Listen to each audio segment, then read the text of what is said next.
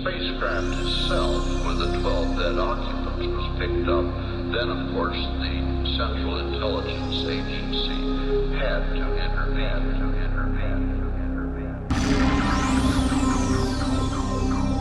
The appearance of the CIA on the scene is prima facie evidence that the UFOs are real. Let me repeat, the CIA would never have taken over had there not been real UFOs from another world. How foreign can you get?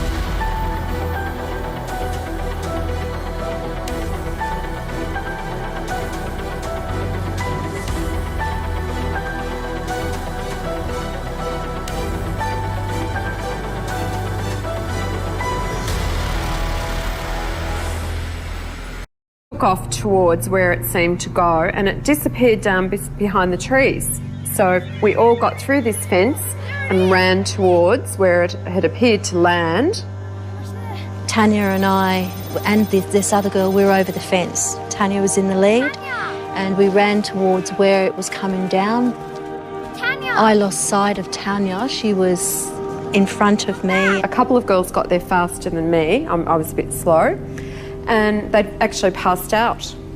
And apparently it did land, because when we got there, there was a great big round patch of like flattened yellow, almost burnt, although I'm a bit sketchy on that. I can't remember if it was really burnt or whether it was just flattened, but it was sort of yellow and the grass was all flattened in a swirly sort of a pattern. Before I got there, the disc came back up again, so I stopped chasing it. We looked up and we just saw this saucer type thing taking off, and it seemed to turn side on and just disappear into thin air. Well, what about your friend Tanya? I believe she did see it on the ground. She did see it on the ground? So I was given to believe, yes. But I went back to school and Tanya went back to school and basically had gone all to pieces. There was definitely an ambulance on the oval, and I was told that she'd been taken away in the ambulance, and that was the last time I ever saw her. Wow. She was just gone and she never came back to school. How old were you? 12 and a half. Okay. And how soon after you saw the flying saucers did the Army and or possibly Air Force personnel show up? How quickly did they get there? I reckon probably 25, 30 minutes. After a while, trucks turned up with, it looked like Army trucks. Right. And there would have been about 20 guys got out. About how long after the object had vanished in the trees? Oh, I think it was only 20 minutes, which is not a long time. And there were two men in the headmaster's office, very well-dressed gentlemen in suits. They weren't introduced to me in person, and I don't know where they came from. From my references now as an adult, I would say they were Asia. Then we went into, oh, and we suppose you think you saw a flying saucer. And I'm like, well, I didn't say that. I said I saw an object, and we suppose you saw little green men. When I came out, I think I burst into tears. They were certainly Australian government, and I think it was part of their job to keep everything quiet. That afternoon, our principal called a special assembly and told us all not to talk about it.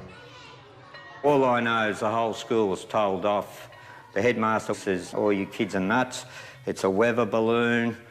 Don't talk about it." I was prepped to tell the students that what they'd seen didn't exist. We weren't allowed to leave the school, at least I wasn't. My job was to walk up and down the corridors Make sure that all students were in their rooms. I was walking back from the West End.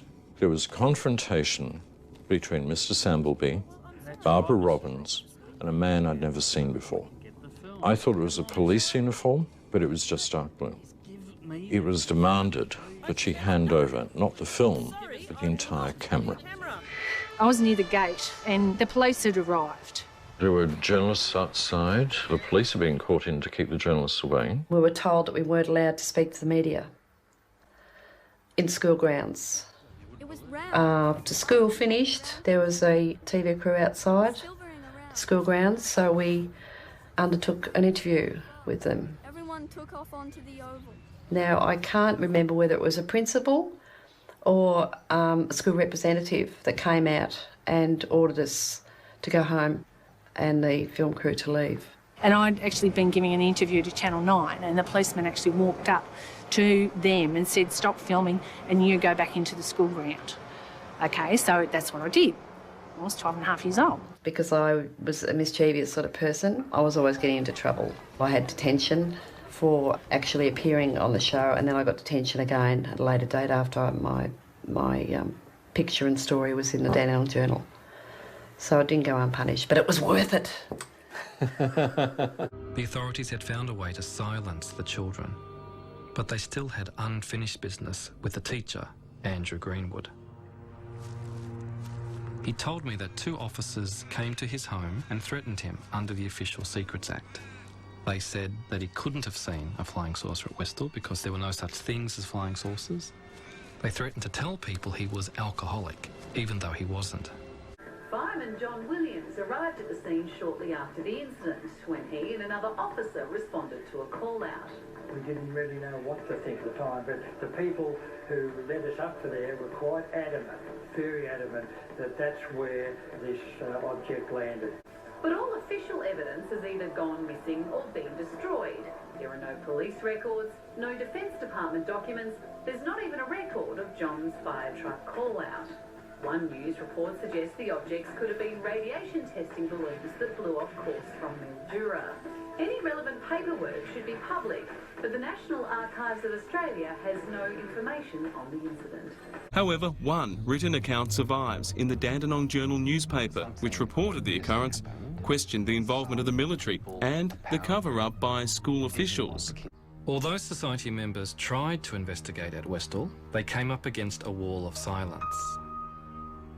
All they can now find in their files is a couple of photographs and a sighting report filled in at the time by one of my student witnesses, Joy Tai. They also went to Melbourne Airport to look for the pilots of the aircraft that apparently chased the UFO, but nobody came forward. That definitely was not any aircraft of the day by any stretch of the imagination, and it certainly was not a weather balloon. It was amazing and something that I've never forgotten. It still will take me to my grave. What the hell was that? According to John, a police officer at the scene said the whole thing had been a hoax.